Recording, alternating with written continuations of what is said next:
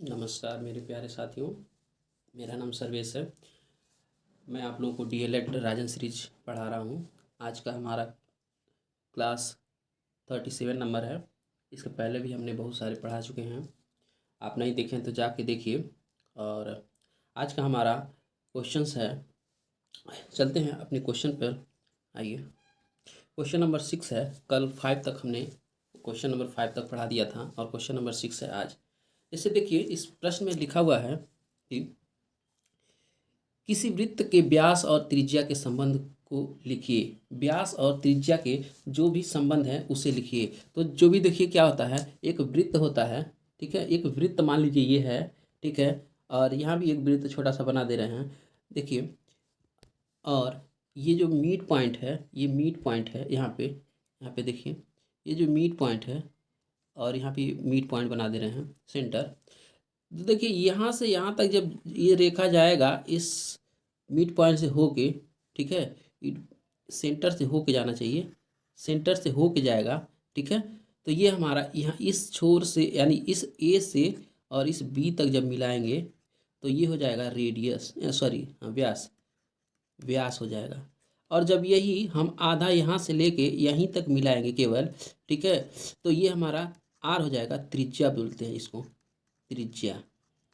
इतना बात समझ में आ गया। और ये हमारा यहाँ से यहाँ तक ए से बी तक का व्यास हो जाएगा, ठीक है।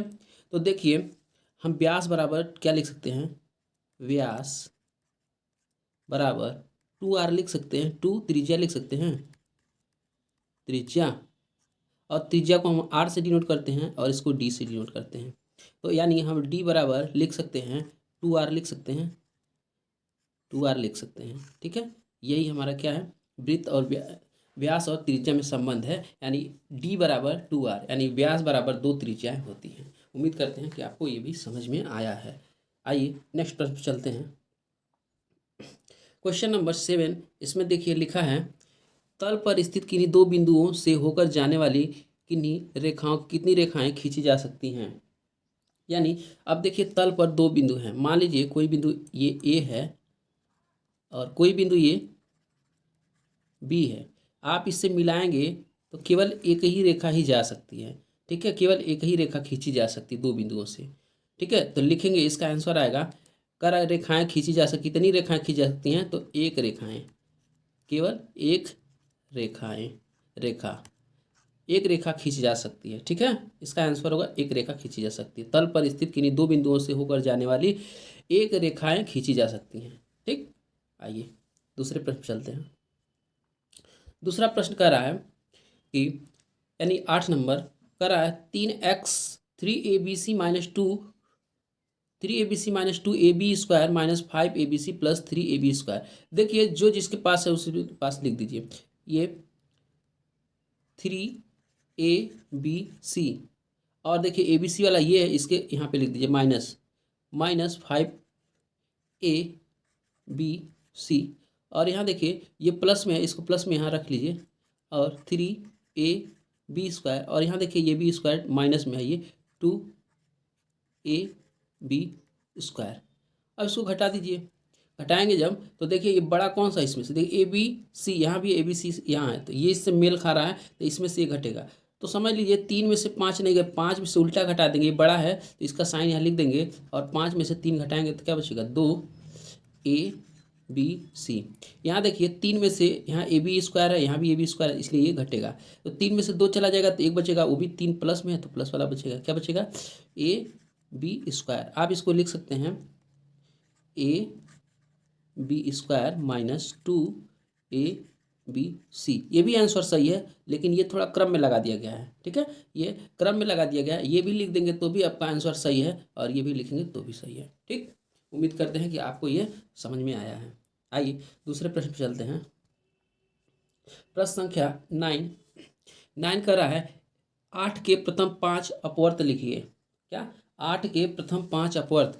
तो लिखिए 8 के 5 अपवर्त होते हैं, जैसे 8 का टेबल ही करना है और कुछ नहीं करना है। 8 एकने 8 हो जाएगा, क्या हो जाएगा, 8 एकने 8 हो जाएगा, 8 दूना 16 हो जाएगा, 8 त्रिका 24 हो जाएगा, 8 चौका 32 हो जाएगा और 8 पचे 40 भी हो जाएगा। जितना कहेगा उतना ही बढ़ाते चले जाएंगे। ठीक है, कब? जब अपवर्त पूछेगा तब। ठीक है, कब? जब अपवर्त पूछेगा तब हम 8 का टेबल कर देंगे। कितने बार? जितने बार यहाँ कहा जाएगा। ठीक, उम्मीद करते हैं कि ये भी आपको समझ में आया। आइए दूसरे प्रश्न पर चलते हैं। प्रश्न संख्या 10। प्रश्न संख्या 10 में कह रहा है कि 13 माइनस कोष्टक में 8 गुणे 2 प्लस 3 का मान लिखिए। चलिए लिखते हैं। 13 माइनस 8 गुणे 2, 8 गुणे 2 प्लस 3, देखा जाए क्या होता है। देखिए 13 को ऐसे ही लिख दीजिए और यहाँ पे माइनस देखिए 8 गुणे 2 कितना होता है? -16 हो जाएगा। प्लस 3 है, 3 भी लिख दीजिए। जो प्लस प्लस वाला उसको 1 में जोड़ दीजिए। 3 और 13 प्लस में है तो जोड़ेंगे तो 16 हो जाएगा और -16 ऑलरेडी है। 16 में से 16 जब घट जाएगा तो क्या बचेगा? कुछ नहीं, यानी 0 बचेगा। ठीक है, उम्मीद करते हैं कि ये समझ में आया है आपको। आइए नेक्स्ट प्रश्न पर चलते हैं। दूसरे प्रश्न को देख लिया जाए। दूसरा प्रश्न क्या है देखा जाए। प्रश्न संख्या 11। प्रश्न संख्या 11 जो है इसमें कहा गया है, सॉरी 10 आ गया फिर। प्रश्न संख्या 11 जो है इसमें कहा गया है 240 लीटर का 10% कितना होता है। आइए 240 लीटर है, कुछ भी है, मिल्क है या ऑयल है, कुछ भी हो सकता है। इसका 240 तो मानते हैं हम, क्या करेंगे 240 ऐसे ही लिख देंगे और का मीन्स होता है गुड़ा, गुड़ा लगा देंगे और 10 लिख देंगे। परसेंटेज का मतलब होता है, ये साइन का मतलब होता है, इस साइन का मतलब होता है बटे 100 होता है। 100 लिख दीजिए। देखिए गुड़े का बीच में साइन है यहाँ पे, तो ये 2 जीरो ऊपर है, 2 जीरो नीचे है, कैंसिल हो जाएगा। बचेगा क्या?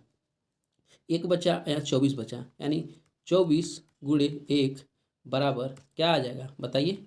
24 क्या आ जाएगा? 24 आ जा रहा है, 24 लीटर आ जाएगा आपका। ठीक है, 24 लीटर आ जाएगा, आंसर है आपका ये। आइए देर न करते हुए अगले प्रश्न में चला जाए। अगला प्रश्न है, कह रहा है x plus Y plus Z minus X minus Y plus Z. आइए देखते हैं। x plus Y plus Z, हम ब्रैकेट हटा के लिख रहे हैं। अब जब माइनस ये अंदर प्रवेश करेगा ना, इधर जाएगा ना, ये माइनस जब इधर जाएगा तो क्या होगा कि जो प्लस में है वो माइनस हो जाएगा, ये माइनस में तो प्लस हो जाएगा, ये प्लस में है वो माइनस में हो जाएगा। ठीक है, बस यही परिवर्तन होगा। तो क्या हो जाएगा यहाँ पे x ये माइनस में हो जाएगा और ये भी क्या हो जाएगा? प्लस में हो जाएगा y, और z माइनस में हो जाएगा। ठीक, उम्मीद करते हैं आपको समझ में आया है। आइए अब देखिए यक्स प्लस में यहाँ पे है, यक्स माइनस में यहाँ घट गया, प्लस माइनस मिलके। यहाँ देखिए यहाँ जेड प्लस में है, यहाँ जेड माइनस में है, खत्म खेला इसका। बचा क्या? वाई प्लस वाई, क्या हो गया अब? वाई प्लस वाई यानी 2y हो गया, 2y हो गया, ये आंसर आ गया। उम्मीद करते हैं कि समझ में आया होगा ये भी। आइए नेक्स्ट प्रश्न पे चलते हैं। नेक्स्ट प्रश्न को देखा जाए, 13 वाला देखा जाए। Question number 13। क्वेश्चन नंबर 13 कह रहा है -8 गुणे प्लस 75 गुणे 0। आइए देखिए -8 गुणे प्लस में 75, प्लस में 75, 75 पे ध्यान रहे, और गुणे 0। तो अब देखिए कहीं प्लस माइनस दिख नहीं रहा है, बस यहाँ गुणे का चिन्ह है, यहाँ भी गुणे का चिन्ह है, ये अंक जो है प्लस में है, ये अंक माइनस में। तो ध्यान रखिएगा, किसी भी संख्या में अगर कितना भी बड़ा हो, कितना हो बड़ा हो, ठीक है, उसमें अगर 0 से गुणा कर दे तो उसका आंसर क्या आना चाहिए? 0 ही आएगा। उसका आंसर क्या आएगा? 0 ही आएगा, चाहे वो कितना भी। एग्जाम्पल में ले लीजिए, एग्जाम्पल में लीजिए, मान लीजिए ये कोई नंबर है, ठीक है, ये कोई नंबर है, कोई भी नंबर है, इसमें 0 से जैसे ही गुणा कराएंगे तो इसका वैल्यू हो जाएगा 0। ठीक है, उम्मीद करते हैं समझ में आया होगा आपको। और कोई कितना भी बड़ी संख्या है उसमें 1 से गुणा कराएंगे तो वो वैसे कि वैसे ही रहेगा, उसमें कोई फर्क नहीं पड़ेगा। आइए नेक्स्ट प्रश्न पर। प्रश्न संख्या 14। प्रश्न संख्या 14 में कहा 9 एवं 15 के समापवर्त ज्ञात कीजिए। समापवर्त, देखिए ये समापवर्त ज्ञात करना है, 9 और 15 के समापवर्त। आइए देखिए 9 का जब समापवर्त करेंगे तो देखिए ये किस किस संख्याओं से कट रहा है। 9 1 से कटेगा, 2 से कटेगा नहीं, 3 से कटेगा, 3 से कट रहा है, 4 से भी नहीं कट रहा है, 5 से भी नहीं कट रहा है, 6 से भी नहीं आता है, 7 8 सीधे अब 9 से कट रहा है। ठीक है, उसी 15 को पूछ रहा है, इसका अपवर्त क्या होगा, समापवर्त। तो समापवर्त जब पूछेगा तो इसका देखेंगे, ये 1 से कटेगा, 15 3 से भी जाता है, 15 5 से भी जाता है, और 15 स्वयं से ही जाता है। ठीक, यानी देखिए इसका अपवर्त, दोनों का अपवर्त हो गया, ये सॉरी समापवर्त हो गया। इस तरह से हम 9 और 15 का समापवर्त निकाल लिए। उम्मीद करते हैं कि आपको समझ में आया है। नेक्स्ट,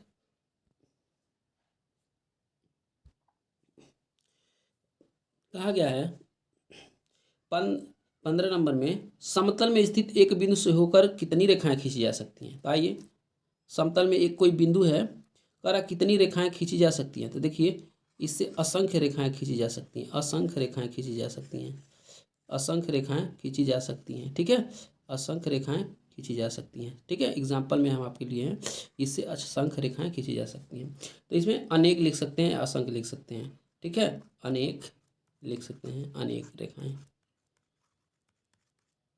इससे क्या हो जाएगा, अनेक रेखाएं खींची जा सकती हैं। आइए अगला प्रश्न पर हम चलते हैं। प्रश्न संख्या 12 के अपवर्तक लिखिए। किसका, 12 के अपवर्तक लिखिए। 16 में हम लिखेंगे 12 के अपवर्तक, देखिए क्या क्या होते हैं। तो पूरा का पूरा वही नंबर होता है जो पूरा का पूरा इसको कट कर दे। 12 जो है, कौन सा ऐसा नंबर है जो 12 को पूरा का पूरा कट दे। 1 है, ये भी कट जाएगा 12, 2 से भी पूरा पूरा 12 कट जाता है, 3 से भी पूरा पूरा 12 कट जाता है, 4 से भी पूरा का पूरा 12 कट जाता है, और 5 से नहीं कटेगा, 6 से भी पूरा पूरा कट जाएगा, और अब स्वयं 12 से ही पूरा पूरा कटेगा। ठीक है, ये क्या है, 12 के अपवर्तक है। ये क्या है, 12 के अपवर्तक है। ठीक, आइए अगले प्रश्न पर चलते हैं। अगला प्रश्न कह रहा है, प्रश्न संख्या 17, 35 सेमी व्यास वाले वृत्त का परिमाप ज्ञात कीजिए। 35 सेमी व्यास वाले वृत्त का परिमाप देखिए, तो सबसे पहले व्यास दिया है, व्यास बराबर क्या होता है, 35 दिया है। तो हम आर निकालेंगे, आर का वैल्यू भी निकाल लेते हैं, यानी त्रिज्या निकाल लेते हैं, त्रिज्या निकालेंगे, त्रिज्या जिसको हम आर लिखते हैं, और क्या होता है, व्यास बटे 2 होता है, व्यास बटे 2 होता है। तो देखिए व्यास कितना है, 35 है, और बटे 2 लगा दीजिए, तो ये हमारा आर निकल गया। कोई ऐसा नंबर रहता कट जाता, सिंपल नंबर आता तो कट कर देते, लेकिन फिलहाल यही रहने देंगे। और वृत्त का परिमाप निकाला है, तो वृत्त का परिमाप का फार्मूला होता है, वृत्त का परिमाप बराबर 2πr।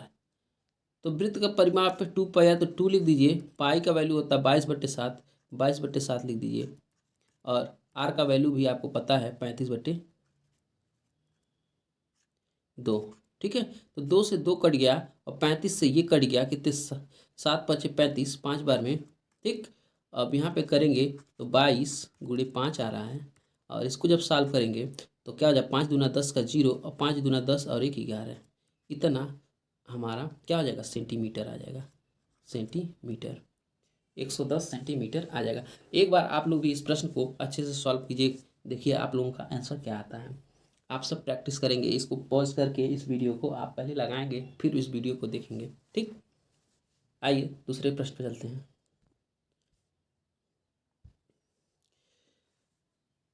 24 बट्टे यानी क्वेश्चन नंबर 18, 24/7 को दशमलव संख्याओं में बदलिए।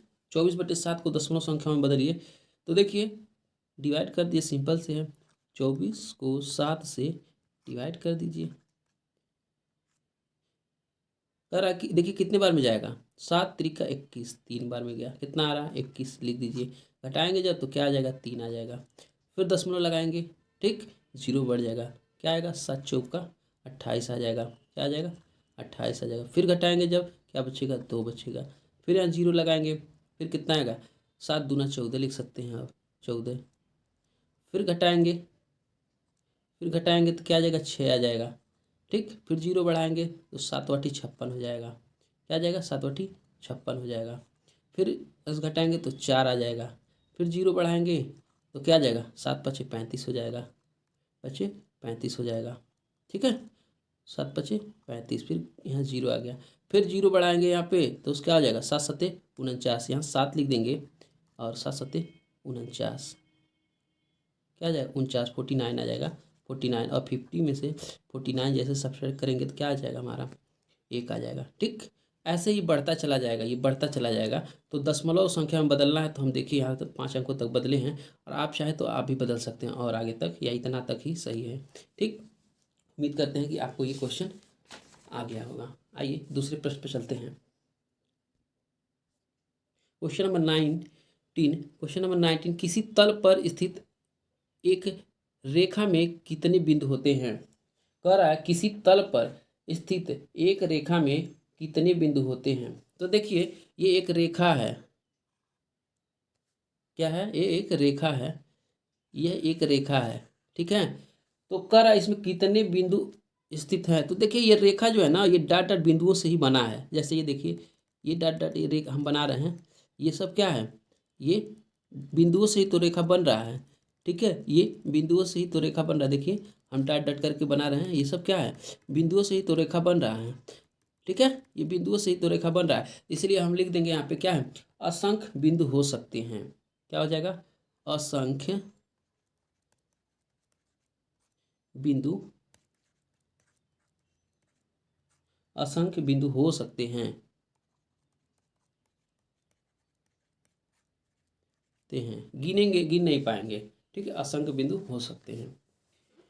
उम्मीद करते हैं कि यह आपको समझ में आया है। आइए प्रश्न संख्या 20 पर चले, और 20 में कह रहा है कि बताइए कि कौन सा अनुपात बड़ा है। इस अनुपात को हम क्या लिख सकते हैं, तो इसको हम लिख सकते हैं 2/3।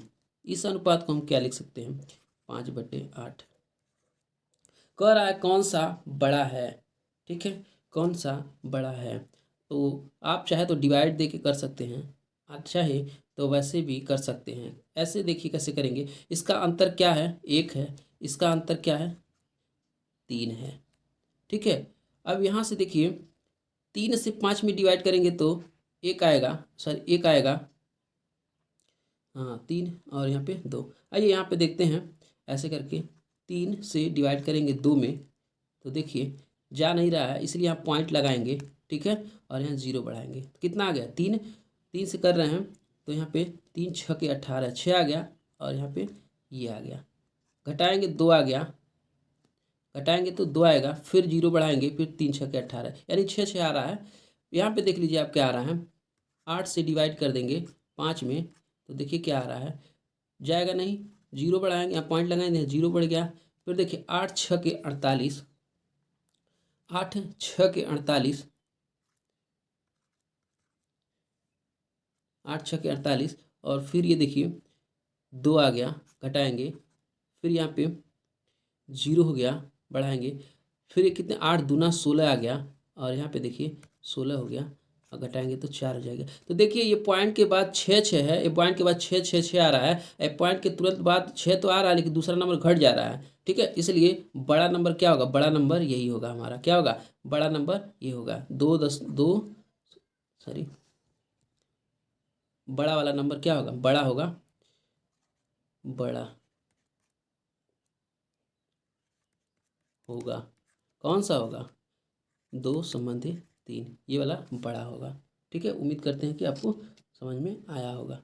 ठीक है, उम्मीद करते हैं कि आपको समझ में आया होगा, यही बड़ा होगा। ठीक है,